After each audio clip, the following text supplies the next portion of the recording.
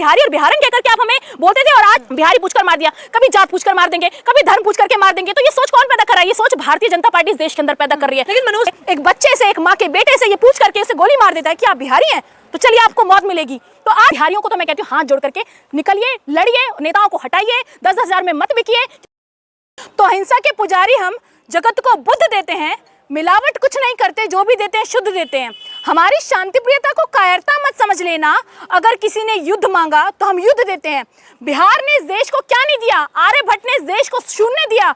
बिहार ने जो है सम्राट अशोक दिए, बिहार ने चंद्रगुप्त मौर्य दिए। उस बिहार से सत्याग्रह की शुरुआत हुई थी। उस बिहार से यूपीएससी के एस्पिरेंट्स जो देश भर में नौकरशाही करते हैं, जो बच्चे इस देश को जो है का नाम रोशन करते हैं, यूपीएससी में जाते हैं, आज उसको उस राज्य को क्या दिया इस देश ने? इस देश ने सिर्फ अपमानजनक शब्दों से उस लोगों को नवाजा है। बचपन में जब मैं स्कूलों में पढ़ती थी ना, तो अगर किसी ने कुछ ऐसी चीज कर दी जो छोटी या ऊंची हो तो उसको बिहारी कह करके बुलाया जाता था। बिहारी हो तुम, बिहारन हो तुम। तो आप क्या चाहते हैं कि बिहार के लोगों का आपको अपमान क्यों हो रहा है इस देश के अंदर? क्योंकि हमारे बिहार में बैठे नेता उस बिहार का विकास नहीं करते, हमें वहां नौकरी नहीं देते, हमें दूसरे राज्यों में जाकर के नौकरी करनी पड़ती है और इसी वजह से अन्य स्टेट्स हमें अपनाते नहीं है। क्योंकि हम जो है यूपीएससी पर भी कार्यरत हैं, हम उनके राज्यों में जाकर के एक जोमेटो डिलीवरी बॉय की नौकरी भी करते हैं, हम वहां पर जाकर के मजदूरी भी करते हैं। तो इस देश के मजदूरों का, इस देश के डिलीवरी बॉयज का, इस देश के तमाम लोगों का अपमान हुआ है जब रक्षक भक्षक बन करके एक व्यक्ति से, एक बच्चे से, एक माँ के बेटे से ये पूछ करके उसे गोली मार देता है कि आप बिहारी हैं तो चलिए आपको मौत मिलेगी।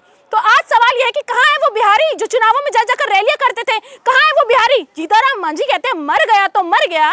अगर आपके परिवार का बच्चा चला जाता ना, तब आपको दुख और दर्द और पीड़ा का मतलब समझ आता।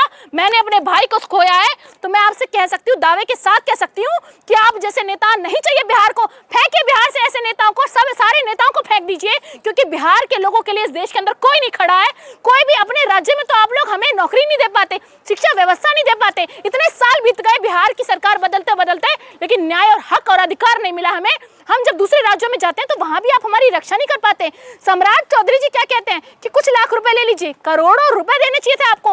आपको उसके परिवार को, जो एकमात्र बेटा था 21 वर्षीय पांडव, उसकी माँ कैसे जिएगी? आपको नौकरी देनी चाहिए थी उसके परिवार में, आपको न्याय हक और अधिकार की बात करनी चाहिए थी, आपको ये लड़ाई लड़नी चाहिए थी। लेकिन लड़ाई कौन लड़ रहा है? कांग्रेस लड़ रही है, राहुल गांधी जी लड़ रहे हैं।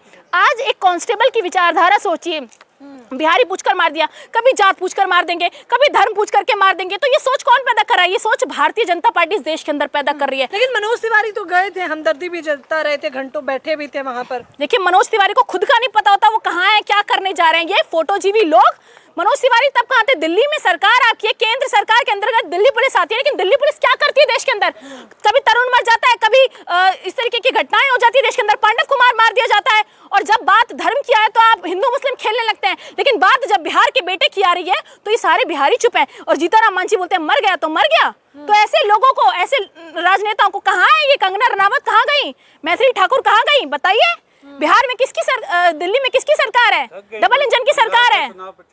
ये चुनाव प्रचार कर सकते हैं, चुनाव प्रचार, वोट लूटने की राजनीति कर सकते हैं, ईवीएम हैक कर सकते हैं। ये लोग चोर हैं, कहते हैं ना वोट चोर गद्दी छोड़। राहुल गांधी जी जो कहते हैं, तो इन्हें गद्दी छोड़ देनी चाहिए, क्योंकि ना ये बिहारियों का सम्मान रख पाए। पूरा बिहार इन्होंने लूट लिया, 10-10 हजार रुपए में वोट खरीद लिए और फिर उन्हीं महिलाओं को ये कह दिया कि आप 10-10 हजार में बिक जाते हैं।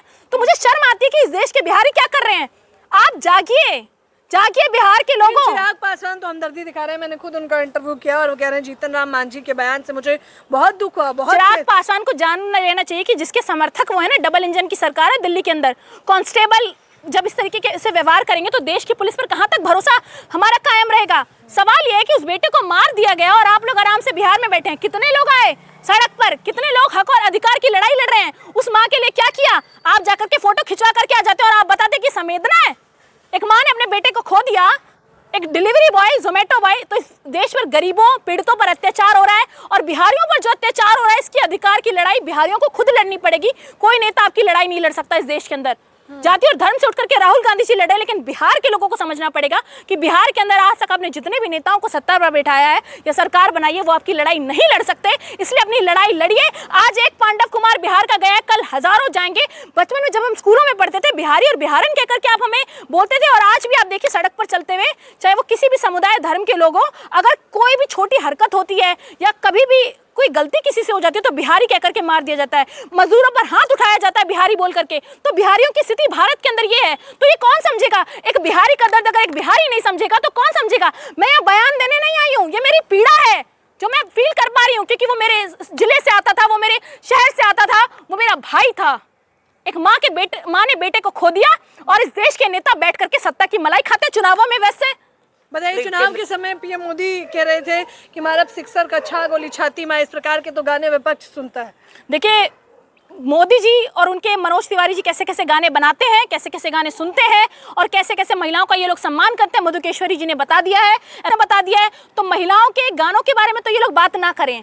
ये लोग जो वोट चोरी करते हैं उसके प्रूफ देने के बाद भी सरकार बन रही है देश के अंदर, ये भी सबसे बड़ा सवाल है। तो इस देश के अंदर हम आवाज उठाते रहेंगे, हक और न्याय की लड़ाई लड़ते रहेंगे, तब तक लड़ते रहेंगे जब तक इस देश के लोगों को ये समझ नहीं आ जाता कि सत्ता परिवर्तन जरूरी है, क्योंकि तानाशाह सरकार गरीबों पर अत्याचार कर रही है, बिहारियों पर अत्याचार कर रही है, महिलाओं पर अत्याचार कर रही है, मजदूरों पर अत्याचार कर रही है, गिग वर्कर्स पर अत्याचार कर रही है। तो इस अत्याचार से अगर आपको बाहर आना है तो आपको आंखें खोलनी पड़ेगी, जागना पड़ेगा, 10-10 हज़ार रुपए से बाहर आना पड़ेगा। केंद्र में भाजपा की सरकार है, अभी बिहार में भी आपने देखा कि भाजपा ही मुख्यमंत्री बने हैं, तो अब बिहार का विकास होगा, अब नौकरियां मिलेगी।